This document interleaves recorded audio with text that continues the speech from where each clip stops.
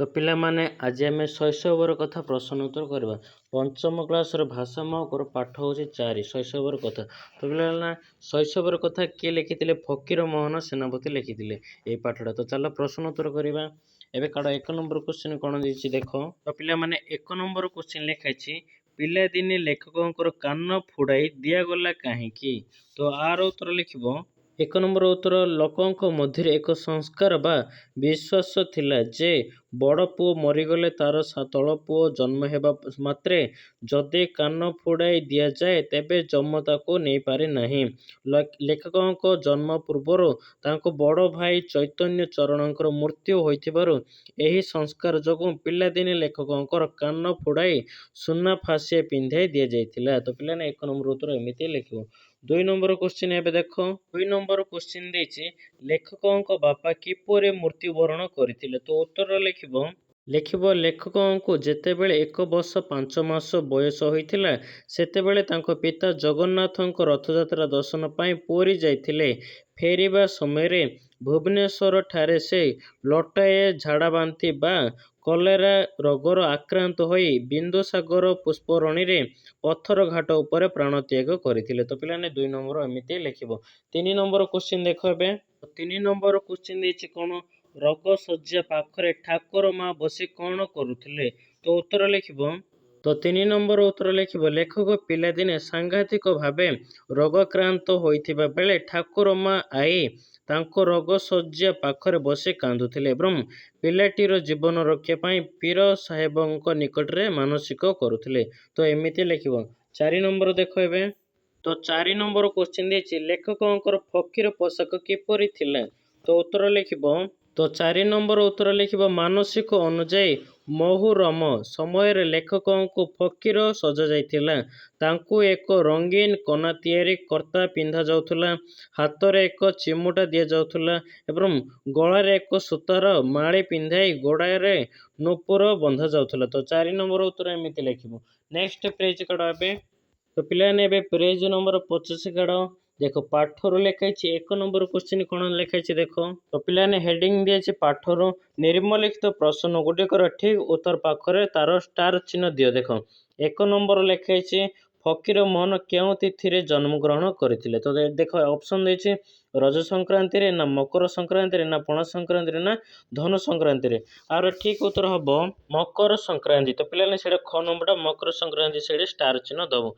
एबे 2 number question देखो। तो 2 नंबर क्वेश्चन देछि पोषा कुकुरटी अनाहार रे मरी जिबार कारण कोन। ऑप्शन देछि से पागल हो जाइथिला ना से कांदुथुला ना लेखकों को बाप को झुरुथुला ना से बहुत रडी करुथुला। तो आर ठीक उत्तर हबो ग नंबरटा से लेखकों को बापा को झुरुथुला। तो सेडे स्टार चिन्ह दबो। एबे 3 नंबर क्वेश्चन काढो।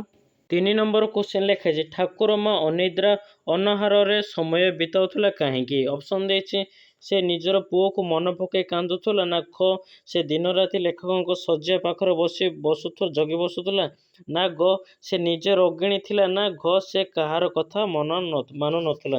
तो आर ठीक उत्तर हबो ख नंबर से दिन राति लेखकों को सज्जा पाखरे जगी बसुथुला। तो सेडे स्टार चिन्ह दबो। 4 नंबर क्वेश्चन काढो। तो देखो 4 नंबर कौन लिखे अवधान लेखकों को बड़ाउथिले कहीं। तो आर ऑप्शन देछि कोन अवधान को दरमा मिल नथिले ना बड़ बापा को मन रे कथा भल करी बुझु जाउथिले ना से लेखकों को घृणा करुथिले ना ठाकुर माँ को डरुथिले। तो आर ठीक उत्तर हबो ख नंबर बड़ बापा को मन रे कथा भल करी बुझी जाइथिला। तो सेडे स्टार चिन्ह दबो। तो पिलाने ऑप्शन दे रे एडा सरला। एबे नेक्स्ट पेज काढो। तो पेज नंबर 51 काढ। देख भाव और लेख देछि हेडिंग कौन देछि तले दिया जाइथिबा प्रश्न गुड़िकर उत्तर निज खातार लेख। 1 नंबर देख कौन लिखाई एबे। 1 नंबर क्वेश्चन लिखाई जननी मृत्यु पर लेखक केते वर्ष पर्यंत रोग सज्जा पड़िथिले। तो आर उत्तर लिखिबो 1 नंबर। तो लिखिबो जननी मृत्यु पर लेखक प्राय 7-8 वर्ष पर्यंत रोग सज्जा पड़िथिले। तो 1 नंबर उत्तर एमिति लिखिबो। 2 नंबर क्वेश्चन एबे देखो। तो 2 नंबर क्वेश्चन देछि चाटशाली रे पढ़ारंभ बेलको लेखकों बयस केते होइतिले। तो उत्तर लिखिबो 2 नंबर लिखिबो चाटशाली रे पढ़ारंभ बेलको लेखकों बयस प्राय 9 वर्ष होइतिले। तो एमिति लिखिबो 2 नंबर। एबे 3 नंबर देखो। 3 ନମ୍ବର କ୍ୱେଶ୍ଚିନ୍ ଦିଆଯାଇଛି ଚାହାଳିଙ୍କୁ ପ୍ରଥମେ ଆସିଥିବା ଚାଟକୁ ଅବଦାନ କ'ଣ ଦିଅନ୍ତି? ତ ଉତ୍ତର ଲେଖିବ 3 ନମ୍ବର ଲେଖିବ ଚାହାଳିଙ୍କୁ ପ୍ରଥମେ ଆସିଥିବା ଚାଟକୁ ଅବଦାନ ଶ୍ରଦ୍ଧାର ଚାଟ ରୂପେ ଦାୟିତ୍ୱ ଦିଅନ୍ତି ବା ତାକୁ ପ୍ରଶଂସା କରିଥାନ୍ତି।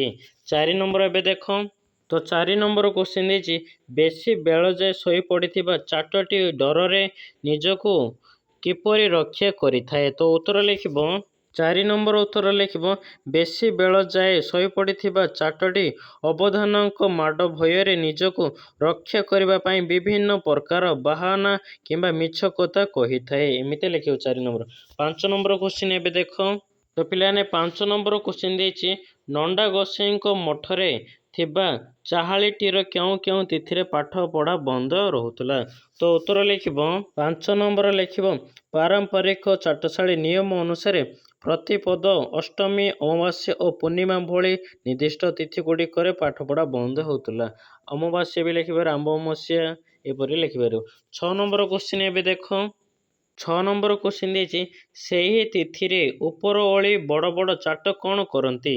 ତ ଉତ୍ତର ଲେଖିବ 6 ନମ୍ବର ଉତ୍ତର ଲେଖିବ ସେହି ତିଥିରେ ଉପର ଓଳି ବଡ଼ ବଡ଼ ଚାଟମାନେ ଅବଧାନଙ୍କ ବିଭିନ୍ନ ବ୍ୟକ୍ତିଗତ କାମରେ ସାହାଯ୍ୟ କରନ୍ତି କିମ୍ବା ପାଠର ପୁନରାବୃତ୍ତି ଅଭ୍ୟାସ କରନ୍ତି। ଏମିତି 6 ନମ୍ବର ଲେଖିବ।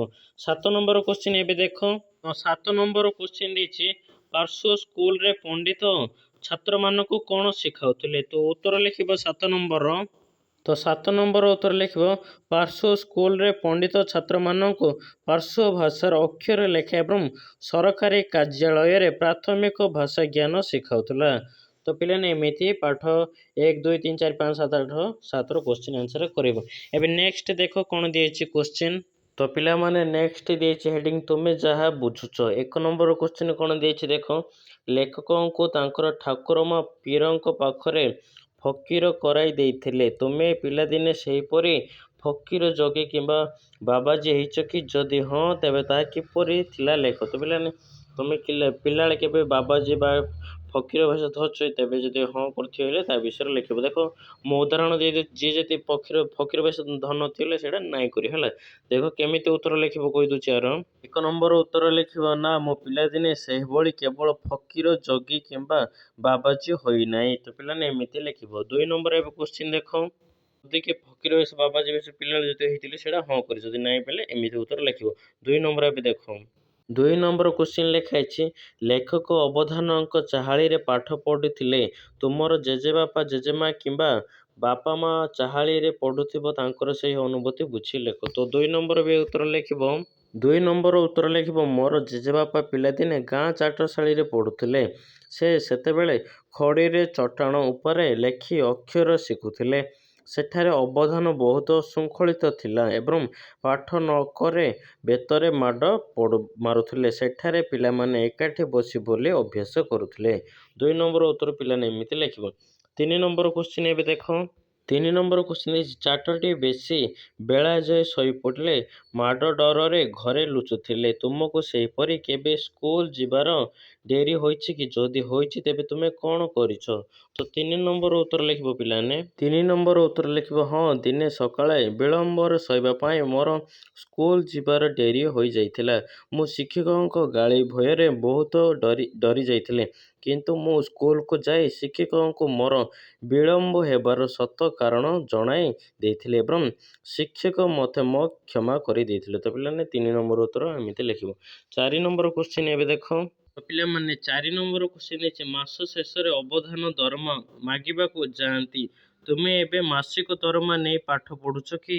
ତ ଉତ୍ତର ଲେଖିବ 4 ନମ୍ବର 4 ନମ୍ବର ଉତ୍ତର ଲେଖିବ ନା ମୁଁ ଏବେ ସରକାରୀ ସ୍କୁଲରେ ପଢ଼ୁଥିବାରୁ କୌଣସି ମାସିକ ଦରମା ଦେବାକୁ ପଡ଼େ ନାହିଁ।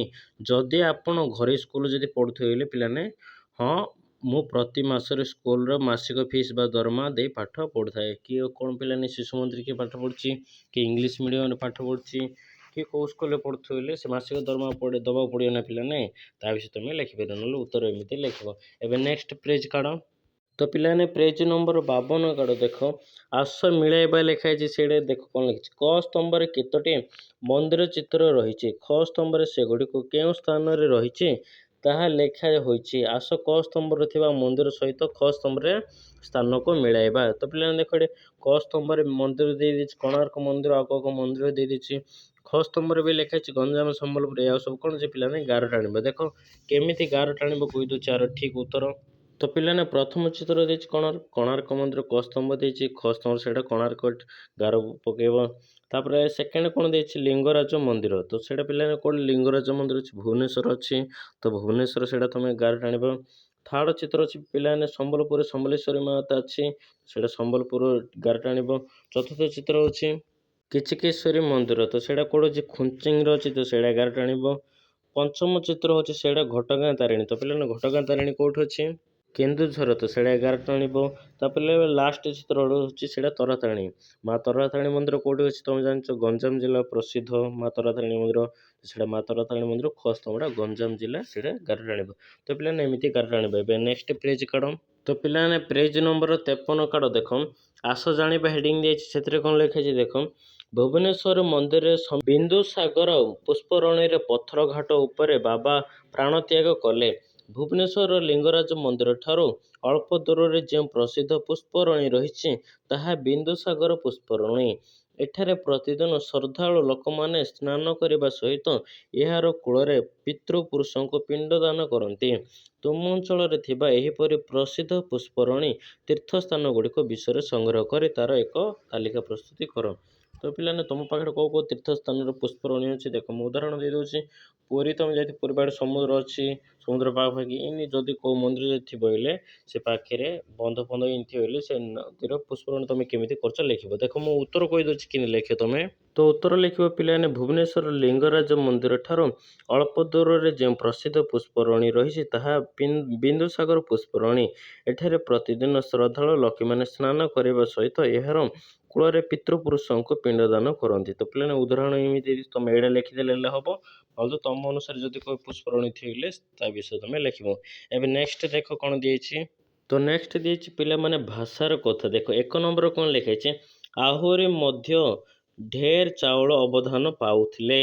ଏହି ବାକ୍ୟରେ ଯେଉଁ ପଦ ତଳେ ରେଖାଙ୍କିତ କରାଯାଇଛି, କେଉଁ ପଦ ପିଲାମାନେ ଢେର ତଳେ ଗୋଟେ ରେଖାଙ୍କିତ ପଦ ଟାଣାଯାଇଛି କରାଯାଇଛି ତାହାକୁ ଲକ୍ଷ୍ୟ କର। ଏଠାରେ ଢେର ପଦଟି ଚାଉଳ ପଦର ପରିମାଣ ଗୁଣକୁ ବୁଝାଉଛି। ଏହା ଏକ ବିଶେଷ ପଦ। ପିଲାମାନେ ଏଇଟା ହେଉଛି କ'ଣ ଯେ ବିଶେଷ ପଦ, କେଉଁଟା ଯେ ଚାଉଳ ହେଲା। ଚାଉଳ ପଦଟି ନାମକୁ ବୁଝାଉଛି, ଏହା ବିଶେଷ୍ୟ ପଦ ଅଟେ ହେଲା। ତାପରେ ଦେଖ ଏବେ ଆସ ଏହି ପାଠରେ ଏହିପରି ଆଉ କେତେକ ବିଶେଷଣ ଓ ବିଶେଷ୍ୟ ପଦ ରହିଛି ସେଗୁଡ଼ିକୁ ବାଛି ତଳେ ଲେଖିବା। ତ ପିଲାମାନେ ଦେଖ ଏଇଟା ଗୋଟେ ଉଦାହରଣ ଦେଇଦେଇଛି। ବିଶେଷଣ ଓ ବିଶେଷ୍ୟ। ଦେଖ ବିଶେଷଣରେ ଲେଖା ହେଇଛି ସୁସ୍ଥ, ବିଶେଷ୍ୟରେ ଲେଖା ହେଇଛି ଶରୀର। ଆଉ ତିନିଟା ଲେଖା ହେଇନି, ଆଉ ତିନିଟା ଦେଖ କେମିତି ଲେଖିବ କହିଦେଉଛି। ତ ସେ ଖରାରେ ଲେଖିବ କ'ଣ, ସୁସ୍ଥ ଲେଖା ହେଇଛି, ଶରୀର ଲେଖା ହେଇଛି, ଆଉ ଲେଖିବ ଦୟାଳୁ। ମଣିଷ ଲେଖିବ ବିଶେଷ୍ୟରେ, ବିଶେଷଣରେ ଗରିବ ଲେଖିବ, ବିଶେଷ୍ୟରେ ଲେଖିବ ଲୋକ, ତାପରେ ବିଶେଷଣରେ ଲେଖିବ ଉତ୍ତମ, ତାପରେ ବିଶେଷ୍ୟରେ ଲେଖିବ ଚରିତ୍ର। ତ ପିଲାମାନେ ଏମିତି ସେ ବାକ୍ସଟା ପୂରଣ କରିବ। ଏବେ ନେକ୍ସଟ ପେଜ୍ କାଢ଼। ତ ପିଲାମାନେ ପେଜ୍ ନମ୍ବର 54 କାଢ଼। ଦେଖ 2 ନମ୍ବର କ'ଣ ଲେଖାଇଛି କୋଶ୍ଚିନ୍, ଉପରେ ଅଳି ଗ୍ରାମ ମଧ୍ୟରେ ଘରେ ଘରେ ଭିକ ମାଗି ବୁଲେ। ଏହି ବାକ୍ୟରେ ଥିବା ରେଖାଙ୍କିତ ପଦଟି ଏକ ଯୋଡ଼ି ଶବ୍ଦ। ଏହି ପାଠରୁ ଆଉ କେତେକ ଯୋଡ଼ି ଶବ୍ଦ ଖୋଜ ତଳେ କୋଠରୀରେ ଲେଖ। ଯୋଡ଼ି ଶବ୍ଦ ପିଲାମାନେ ଦେଖ ଏଇଟା ଗୋଟେ ଉଦାହରଣ ଦେଇଛି କ'ଣ ଯେ ଘରେ ଘରେ ଦେଇଦେଇଛି। ଆଉ ଛଡ଼ ଶବ୍ଦ କେମିତି ଲେଖିବ କହିଦେଉଛି ମୁଁ। ତ ପିଲାମାନେ ପ୍ରଥମେ ଲେଖିବ କାନ୍ଦ ଗବାଳି ବୋବାଳି, ତାପରେ ଦୁଃଖ କଷ୍ଟ, ତାପରେ ହସ ଖୁସି, ଧନ ଦୌଲତ, ଦାଣ୍ଡ ଦୁଆର, ଘର ଦ୍ୱାର। ତ ପିଲାମାନେ ଏମିତି ଯୋଡ଼ି ଶବ୍ଦ ଲେଖିବ। ଏବେ 3 ନମ୍ବର କୋଶ୍ଚିନ୍ ଏବେ ଦେଖ। 3 ନମ୍ବର କୋଶ୍ଚିନ୍ ଦେଇଛି ଅକାରଣେ ବେତଟା ଧରି ମୋ ପିଠିରେ 10-12 ପାହାର ବଢ଼େଇ ଗଲେ। ତାପରେ ଦେଖ ଏହି ବାକ୍ୟରେ ଦିଆଯାଇଥିବା ରେଖାଙ୍କିତ ପଦଟିକୁ ଲକ୍ଷ୍ୟ କର। ଧରି ପଦଟି ନାମ ଶେଷ ହୋଇ ନା ଥିବାରୁ ବୁଝାଉଛି, ଏଣୁ ଏହା ଗୋଟିଏ ଅସମାପିକ କ୍ରିୟାପଦ ଅଟେ। ସେହିପରି ଏହି ପାଠରୁ ଯେତେ ଗୁଡ଼ିଏ ଅସମାପିକ କ୍ରିୟାପଦ ଯାଉଛି ତାହାକୁ ବାଛି ତଳେ ଲେଖ। ଅସମାପିକଟା ପିଲାମାନେ ଧରି, ତ ସେଇଟା ଧରି ନା ଅସାମୟିକ କ୍ରିୟା, ତ ସେମିତି ଆଉ 6ଟା ଲେଖିବ। ଦେଖ ମୁଁ କହିଦେଉଛି କେମିତି ଲେଖିବ। ଲେଖିବ ପ୍ରଥମେ ଦେଖ ଲେଖିବ, ତାପରେ ଶୁଣ ଲେଖିବ, ତାପରେ କରି, ତାପରେ ଯାଇ, ତାପରେ ଖାଇ, ତାପରେ ପଢ଼ି। ତ ପିଲାମାନେ ଏମିତି ଅସାଧାରଣ ଶବ୍ଦ ଗୋଟେ ଗୋଟେ କରି ଲେଖିବ ଗୋଟେ ଗୋଟେ ବାକ୍ସରେ। ଏବେ ନେକ୍ସଟ ଦେଖ କ'ଣ ଦେଇଛି ହେଡ଼ିଂ। ତ ପିଲାମାନେ ନେକ୍ସଟ ହେଡ଼ିଂ ଦେଇଛି କ'ଣ ଯେ ଖାଦ୍ୟ ପେୟ। ଦେଖ ପୀରମାନଙ୍କ ପାଖରେ ସନ୍ନି ଶିରଣି ଭୋଗ୍ୟ ହୁଏ। ଏହି ସିନି ଶିରଣି ବିଷୟରେ ତଳେ ଦିଆଯାଇଥିବା ଜାଣିବା କଥାକୁ ପଢ଼। ସିନି ଶିରଣି ତ ପିଲାମାନେ ଏଇଟା ତ ଦେଇଛି, ଆମେ ନିଜେ ତ ନିଜେ ପଢ଼ିବ।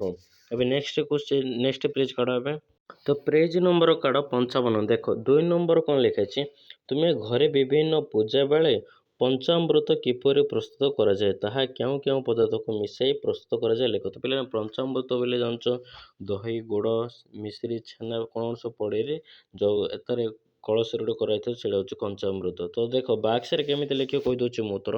ପ୍ରଥମ ବାକ୍ସରେ ଲେଖିବ କ୍ଷୀର ଲେଖିବ, ତାପରେ ଦହି, ତାପରେ ଘିଅ, ତାପରେ ମହୁ, ତାପରେ ଚିନି କିମ୍ବା ଗୁଡ଼ ଲେଖିବ। ଇଂଲିଶରେ କିଛି ଲେଖିବନି, ଚିନି କିମ୍ବା ଗୁଡ଼ ଦୁଇଟା ଭିତରେ କୋଉଟା ଗୋଟେ ଲେଖିବ। ଏବେ ନେକ୍ସଟ କାଢ଼, ନେକ୍ସଟ ପେଜ କାଢ଼। ଏତିକି ପିଲାମାନେ ମିଶେଇରେ କଞ୍ଚାମୃତ ତିଆରି ହୋଇଥାଏ। ଏବେ ନେକ୍ସଟ କାଢ଼, ଦେଖ କ'ଣ ଦେଇଛି ହେଡ଼ିଂ। ତ ପିଲାମାନେ ଦେଖ ହେଡ଼ିଂ ଦେଇଛି ତୁମର ଖେଳ। 1 ନମ୍ବର ଲେଖିଛି, ଏମିତି କେତେକ ଖେଳ ତୁମେ ପ୍ରତିଦିନ ଖେଳିଥାଅ ଯାହା ପାଇଁ କିଛି ଟଙ୍କା ଦେବାକୁ ପଡ଼ିନଥାଏ। ତୁମେ ସେଗୁଡ଼ିକ ନିଜ ହାତରେ ତିଆରି କରିପାରିବ। ଏମିତିକି କିଛି ଖେଳର ଚିତ୍ର କ ସ୍ତମ୍ଭରେ ଦିଆଯାଇଛି। ଖ ସ୍ତମ୍ଭରେ ସେ ସବୁର ନାମ ଦିଆଯାଇଛି। ଆସ ଗାରଟାଣି ସେ ସବୁ ମିଳାଇବା। ତ ଦେଖ ପିଲାମାନେ ଖେଳର ଚିତ୍ର ଦେଇଦେଇଛି, ବିଭିନ୍ନ 4ଟା ଖେଳର ଚିତ୍ର ଦେଇଦେଇଛି। ଏଇଟା ଖେଳର ନାମ ଦେଇଦେଇଛି କବାଡ଼ି, ଖପରା ଡିଆଁ, ନଟୁ, ଗୋଡ଼ି। ତ ଦେଖ ଗାର ଟାଣିବ ମୁଁ କହିଦେଉଛି କ ସ୍ତମ୍ଭ ଖ ସ୍ତମ୍ଭ ମିଶେଇରେ। ପ୍ରଥମେ ଚିତ୍ର କ'ଣ ଦେଇଛି ପିଲାମାନେ, ନଟୁ ଚିତ୍ର ଦେଇଛି। ନଟୁ ଚିତ୍ର ସେକେଣ୍ଡ ନଟୁ ଚିତ୍ର ଗାର ଟାଣିବ। ତାପରେ କବାଡ଼ି ଚିତ୍ର ଦେଇଛି, କବାଡ଼ି ଚିତ୍ର ଗାର ଟାଣିବ। ତାପରେ ଗୋଡ଼ି ଚିତ୍ର ଦେଇଛି, ଗୋଡ଼ି ଗାର ଟାଣିବ। ତାପରେ ଖପରା ଖେଳ ଦେଇଛି, ଖପରା ଡିଆଁ ଗାର ଟାଣିବ।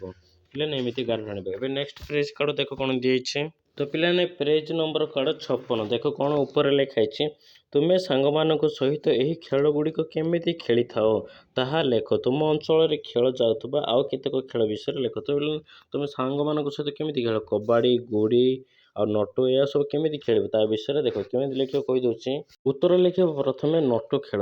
ଆମେ ନଟୁ ଚାରି ପାଖରେ ଦୌଡ଼ି ଗୁଡ଼େଇ ଭୂଇଁରେ ବୁଲାଇ ଯାହାର ନଟୁ ସବୁଠାରୁ ଅଧିକ ସମୟ ଘୂରେ ସିଏ କିଏ ଅନ୍ୟମାନଙ୍କ ନଟୁକୁ ନିଜ ନଟୁ ଦ୍ୱାରା ମାଡ଼ କରିବାକୁ ମଧ୍ୟ ଚେଷ୍ଟା କରେ। ଏମିତି ଲେଖିବ। ତାପରେ କବାଡ଼ି, ଆମେ 2ଟି ଦଳରେ ଭାଗ ହୋଇ ଖେଳୁ।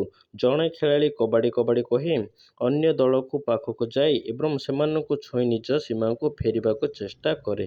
ଏମିତି ଲେଖିବ କବାଡ଼ି। ନେକ୍ସଟ ଆଉଥରେ ଲେଖିବ। ନେକ୍ସଟ ଲେଖିବ ଗୁଡ଼ି ଉଡ଼ାଇବା।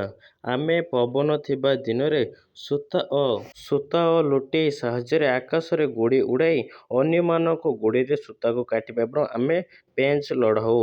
ତାପରେ ଖପରା ଡିଆଁ ଦେଇଛି। ଖପରା ଡିଆଁରେ ଲେଖିବ, ଆମେ ମାଟିରେ ଘର କାଟି ଗୋଟିଏ ଗୋଡ଼ରେ ଡେଇଁ ଡେଇଁ ଏବଂ ଖପରା ଖଣ୍ଡକୁ ଗୋଡ଼ରେ ଆଗକୁ ଠେଲି ଏହି ଖେଳ ଖେଳୁ। ତ ପିଲାମାନେ ଏମିତି ଗୋଟେ ଗୋଟେ ଖେଳର ନାମ ଲେଖିବ। ତ ପିଲାମାନେ ସେ ଉପରେ କ୍ୱେଶ୍ଚିନ୍ ଦେଇଛି, ତୁମ ଅଞ୍ଚଳରେ ଖେଳା ଯାଉଥିବା ଆଉ କେତେକ ଖେଳର ବିଷୟରେ ଲେଖ। ତ ଆଉ କେତେକ ଖେଳ ବିଷୟରେ କ'ଣ ଲେଖିଛି, ପୁଚି ଖେଳ, ବାଟି ଖେଳ, ଛୁଆଁଛୁଇଁ, ଖୋଖୋ ଖେଳ, କ୍ରିକେଟ ଖେଳ। ତମେ ଆଉ ଯୋଉଟା ଯୋଉଟା ଖେଳ ଲାଗିଛି ସେ ଖେଳର ନାଁ ଯାଅ ଲେଖିଦିଅ ଗୋଟେ ଗୋଟେ କରିରେ। ଏବେ 2 ନମ୍ବର କ୍ୱେଶ୍ଚିନ୍ ଦେଖ, ତା ତଳୁଆ ଦେଇଛି, ଏମିତି କିଛି ଆନନ୍ଦଦାୟକ ଖେଳର ଏକ ତାଲିକା ପ୍ରସ୍ତୁତ କର ଯାହାକୁ ତୁମେ ତୁମର ଦିବ୍ୟାଙ୍ଗ ସାଙ୍ଗମାନଙ୍କ ସହିତ ଖେଳିପାରିବ। ଦିବ୍ୟାଙ୍ଗ ବୋଲେ ପିଲାମାନେ କିଛି ହ୍ୟାଣ୍ଡିକ୍ୟାପ୍ଟ, ଛୋଟା ହେଇଥିବ, କି ଆଖି ଦେଖାଯାଉନଥିବ, ଆଉ କ'ଣ ଦିବ୍ୟାଙ୍ଗ ହେଇଥିଲେ ତାଙ୍କ ବିଷୟରେ ଦେଖ। ସେମାନେ କେମିତି ଖେଳ ଖେଳିବେ ଦେଖ କହୁଛି, ସହିତ ଖେଳିପାରିବେ। ତା ତଳକୁ କ'ଣ ଲେଖିଛି, ତୁମେ ଏହି କାମରେ ସାଙ୍ଗସାଥି, ଶିକ୍ଷକଙ୍କ, ନିଜର ଅଭିଭାବକଙ୍କ ମଧ୍ୟ ସହାୟତା ନେଇପାରିବ। ଦେଖ 2 ନମ୍ବର ଉତ୍ତର ଲେଖିବ କହିଦେଉଛି ଉତ୍ତର। 2 ନମ୍ବର ଉତ୍ତର ହେବ ପିଲାମାନେ ଦେଖ, ହ୍ୟାଣ୍ଡିକ୍ୟାପ୍ଟ ପିଲାମାନେ ଖେଳିପାରିବେ, ଲୁଡ଼ୋ, କ୍ୟାରମ୍ ଖେଳିପାରିବେ। ଏହି ଖେଳ ଗୁଡ଼ିକ ପାଇଁ ଅଧିକ ଶାରୀରିକ ପରିଶ୍ରମର ଆବଶ୍ୟକତା ନଥାଏ। ସମସ୍ତେ ଗୋଟିଏ ସ୍ଥାନରେ ବସି ଏହାକୁ ଆନନ୍ଦର ସହ ଖେଳିପାରିବେ ହ୍ୟାଣ୍ଡିକ୍ୟାପ୍ଟ ପିଲାମାନେ। ତାପରେ ଚେସ୍ ବି ଖେଳିପାରିବେ। ଏହା ମାନସିକ ବିକାଶ ପାଇଁ ଏକ ସୁନ୍ଦର ଖେଳ ଏବଂ ଏହାକୁ ସହଜରେ ବସି ଖେଳାଯାଇପାରିବ। ଶବ୍ଦ ଗଠନ କିମ୍ବା ଅନୁସନ୍ଧାନ, ଗୀତ ଗାଇବା କିମ୍ବା ନୂଆ ନୂଆ ଶବ୍ଦ କହି ଏହି ଖେଳ ସମସ୍ତଙ୍କୁ ବହୁତ ମନୋରଞ୍ଜନକୁ ଯୋଗାଇଥାଏ। ଶବ୍ଦ ପିଲାମାନେ ଜାଣିଛ, ଶବ୍ଦ ହେଲେ କ'ଣ ଯେ କି ଗୀତ ହେଲେ ଗୋଟେ ଲାଷ୍ଟ ଗୋଟେ ଶବ୍ଦ ଦେଇ ତାକୁ କହିବା ଏଇ ଗୀତଟା ଗାଇଲେ, ତ ସେମିତି ଖେଳିପାରିବ।